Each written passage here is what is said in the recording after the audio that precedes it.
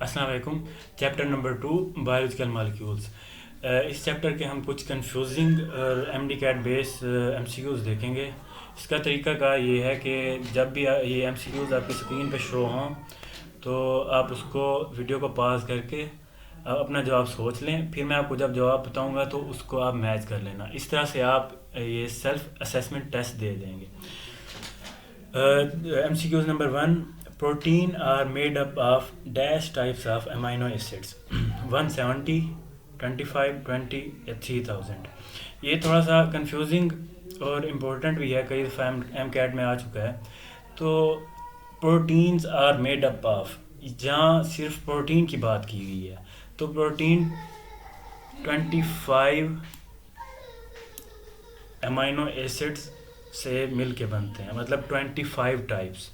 अगर यहाँ बात करते मोस्ट ऑफ प्रोटीन्स, मतलब जो हमारी बॉडी में, ह्यूमन बॉडी में मोस्टली प्रोटीन होती हैं, वो 20 अमाइनो एसिड्स की टाइप से मिल के बनती हैं। तो अगर मोस्ट आ जाए तो इसका जवाब 20 होगा, वरना अगर सिर्फ प्रोटीन हो तो इसका जवाब 25 होगा। Question number 2. In phosphatidic acid 2 fatty acids are attached on carbon number. तो फॉस्फेटाइडिक एसिड की बात कर रहा है। अब इसमें यह भी बता रहा है कि इसमें फैटी एसिड्स 2 होते हैं, ना कि 3। तो इसमें 2 फैटी एसिड्स वो पूछ रहा है कि किस कार्बन नंबर पे होते हैं। अब जब भी नया मैं सवाल स्टार्ट करूं तो आप वीडियो को पॉज कर लें और उसका आप सवाल सोच लिया करें। अब इसमें 4 ऑप्शन है कि carbon number 1 and 2, 1 and 3, 2 and 3 या एट एनी 2 कार्बन्स। तो इसका जवाब है eight carbon number 1 and 2।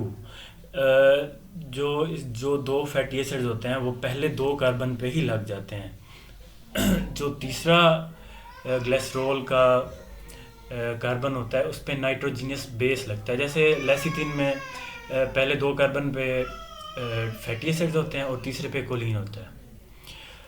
So it's answer is C1 and C2। Question number 3. Following is the set of lipids. ये पूछ रहा है कि इन 4 ऑप्शन में से कौन सा सेट प्योर लिपिड्स का है, जिसमें 3 के 3 लिपिड्स हैं। अब हम ऑप्शन ए की बात कर रहे हैं कि रबड़, अगर, वैक्सेस। तो इसमें एक बात देख लें कि ये जो अगर है, देखें इसमें हम कंफ्यूज हो सकते हैं कि ये जो अगर है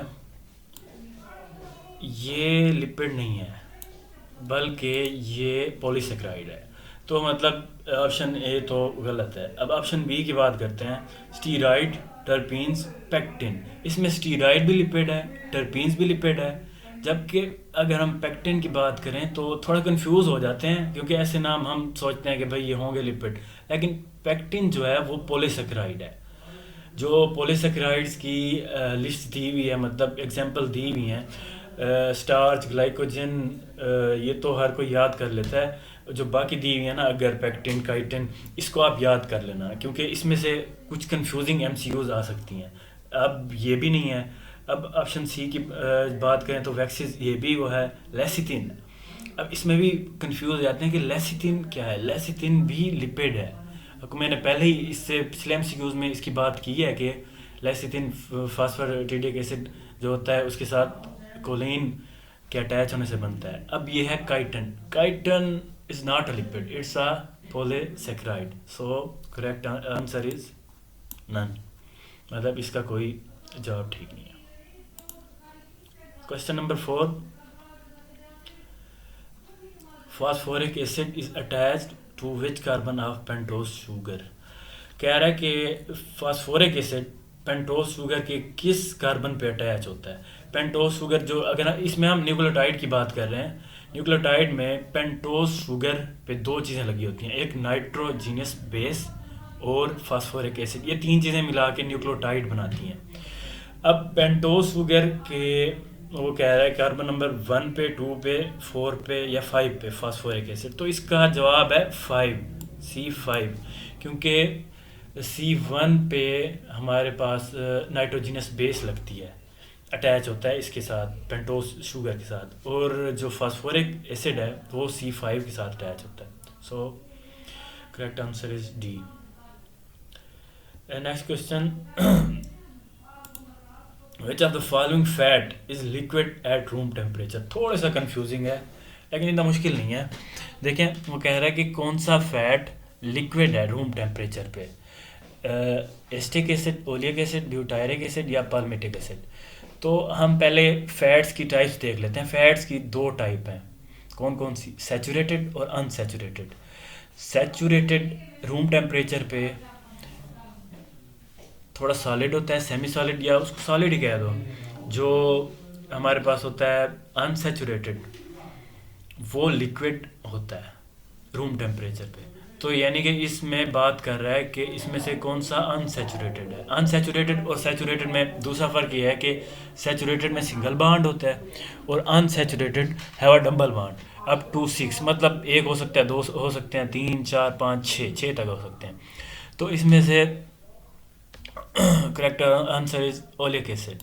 ओलिक एसिड के पास एक डबल बॉन्ड होता है तो वो अनसैचुरेटेड है। बाकी एस्टिक भी, ब्यूटायरिक भी और पाल्मिटिक ये सारे सैचुरेटेड हैं, यानी कि सॉलिड होते हैं सेमी सॉलिड रूम टेम्परेचर पे।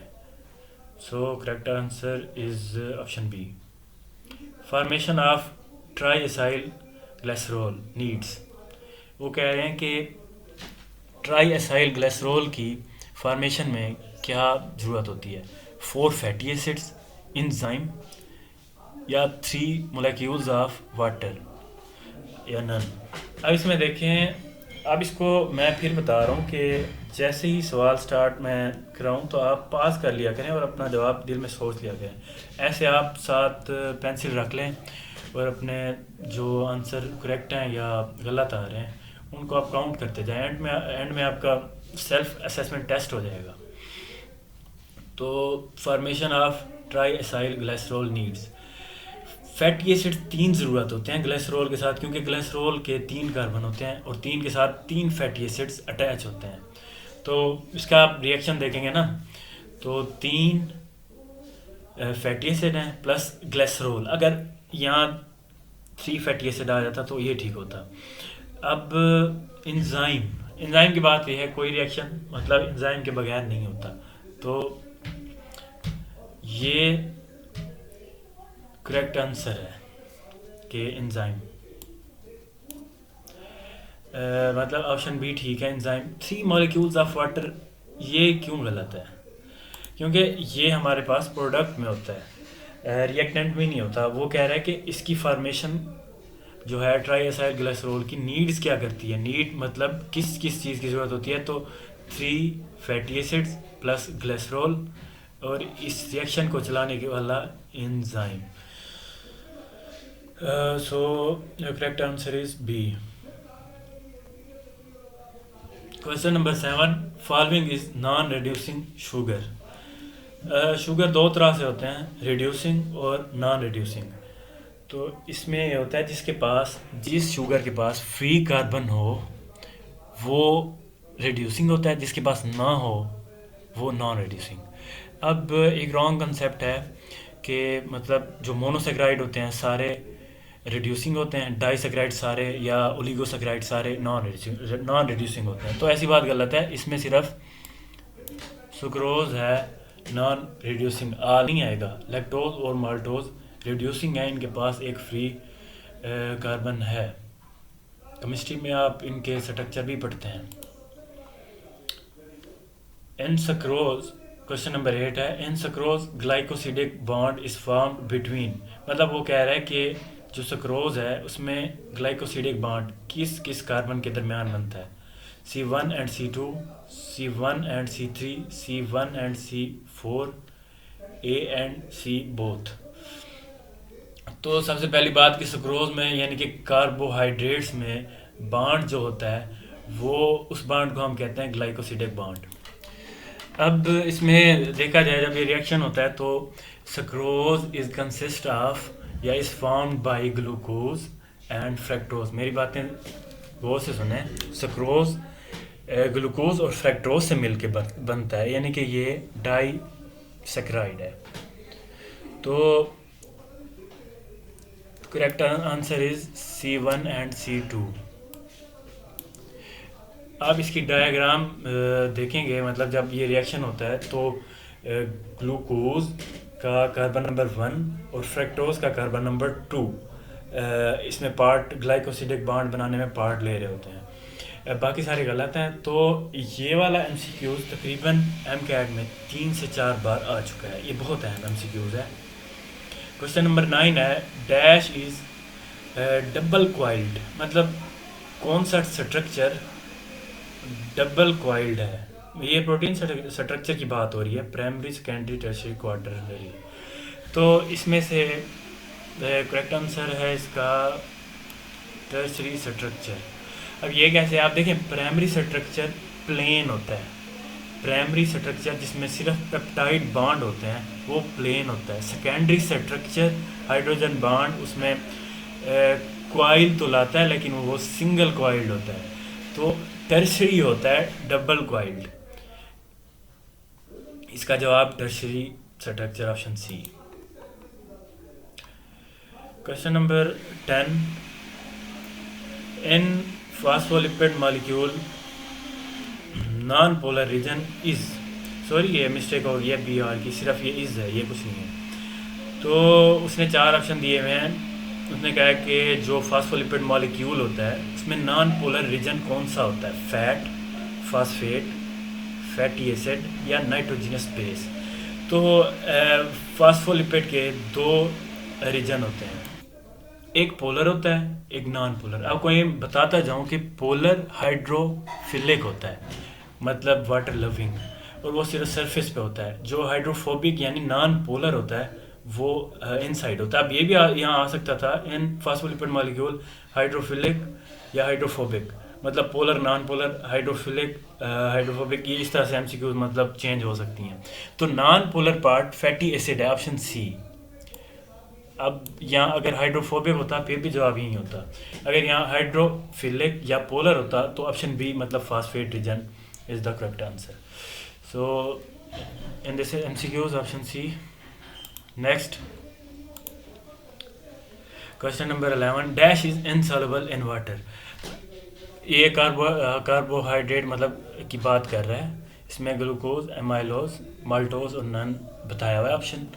आप देखें मोनोसेक्राइड वो भी सॉल्युबल होते हैं, डाइसेक्राइड मतलब ओलिगोसेक्राइड वो भी सॉल्युबल होते हैं, पॉलीसेक्राइड वो अनसॉल्युबल होते हैं। तो अब देखें इसमें 2 ऑप्शन तो क्लियर हैं, ग्लूकोज और माल्टोज, ये तो सॉल्युबल ही हैं, मतलब वो कह रहा है इनसॉल्युबल कौन सा है।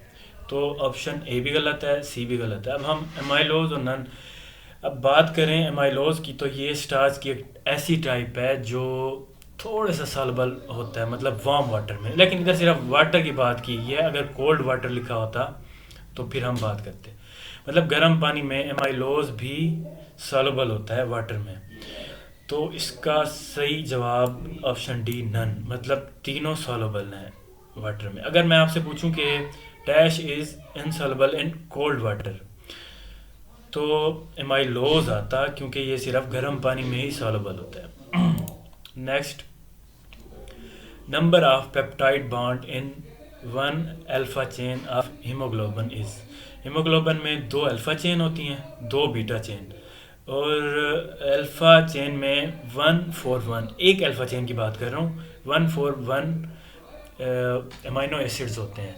तो देखें ये पेप्टाइड बॉन्ड की बात कर रहा है। सिंपल इसका फार्मूला मैं बता दूं कि n-1, मतलब जितना अमाइनो एसिड्स हैं उसमें से -1 कर दो तो इसका जवाब मिल जाएगा। अब 141 अमाइनो एसिड है, उसमें से हम -1 करें तो 140 इज आंसर। ये सिंपल सा था। Question number 13, the number of amino acid in most of the proteins are. थोड़ा ये भी कंफ्यूजिंग है। अब देखें क्वेश्चन नंबर, अगर हम 1 की तरफ जाएं, protein are made up of dash types. अब इसमें देखें यहाँ टाइप्स की बात कर रहा है, और यहाँ हमने टाइप्स की बताई थी 25 हैं। अब इधर आ जाएं आप, तो सॉरी, हाँ, क्वेश्चन नंबर 13 है। अब इधर कह रहा है कि नंबर ऑफ अमाइनो एसिड, उधर टाइप बताई थी, अब ये कह रहा है कि number of amino acids in most of the protein. कहता है कि बहुत मोस्टली जो प्रोटीन में कितने नंबर होते हैं। तो बच्चे कंफ्यूज हो जाते हैं कि भाई 25 20 25 20 ये टाइप्स हैं। अब इसमें नंबर की बात कर रहा है, ये तो टाइप्स हैं 170 25 20। अब इसका सीधा सीधा जवाब नन है, क्योंकि यहाँ बात कर रहा है नंबर की कि अमाइनो एसिड का नंबर कितना होता है। ये जो 25 20 ये तो टाइप्स बता रहे हैं कि 25 टाइप्स होते हैं वैसे प्रोटीन में, 20 types most of the protein. थोड़ा ये कंफ्यूजिंग है। जब नंबर की बात करते हैं तो वो 3000 है। सो इसका जवाब नन आएगा। Question number 14, main structure in enzyme is. वो कह रहा है कि जो एंजाइम है, एंजाइम इज़ अ प्रोटीन, सब आप जानते हैं कि एंजाइम एक प्रोटीन है। अब इसमें कौन सा स्ट्रक्चर इसका मेन स्ट्रक्चर होता है। अब इसकी प्रोटीन्स की दो टाइप्स हैं, फिब्रस और ग्लोब्यूलर। तो जो एंजाइम है ना वो ग्लोब्यूलर प्रोटीन है, और उसमें मेन जो स्ट्रक्चर होता है टर्शरी स्ट्रक्चर होता है। सो एंजाइम में टर्शरी स्ट्रक्चर मेन स्ट्रक्चर होता है। Last MCQs of this video. If a pentose sugar is form ring structure when in solution, then it will be named as। मतलब हम जब शुगर को monosaccharide, मतलब उसको मोनोसेक्राइड को हम डाल देते हैं सॉल्यूशन में तो वो रिंग स्ट्रक्चर देते हैं। ये तो हम सब जानते हैं। कह रहा है एक पेंटोज शुगर है जिसको हमने सॉल्यूशन में डाला, उसको हम नेम कैसे देंगे। पेंटोफ्यूरानोज, राइबोफ्यूरानोज, पेंटोपायरानोज, राइबोपायरानोज। तो इसका थोड़ा सा कंफ्यूजिंग है, बच्चे राइबोफ्यूरानोज लगाएंगे, लेकिन इसका जवाब है पेंटोफ्यूरानोज। सिंपल सा है कि अगर वो पेंटोज शुगर की बात कर रहा है तो हम इसमें पेंटोफ्यूरानोज लगा रहे हैं। अगर वो स्पेसिफिक बता दे पेंटोज शुगर कौन सी है, राइबोज है, तो हम राइबोफ्यूरानोज। अब ये भी कंफ्यूजिंग है कि भाई फ्यूरानोज आना है या पायरानोज। 5 कार्बन वाली शुगर है उसके साथ फ्यूरानोज आना है या पायरानोज। तो इस तरह से याद कर लें, एफ फ्यूरानोज 5 के साथ आता है, 5 कार्बन, एफ से 5, एफ से फ्यूरानोज। तो ये आपको कुछ नहीं नहीं भूलेगा आपको। Thank you. आप अपने नंबर देख लीजिएगा।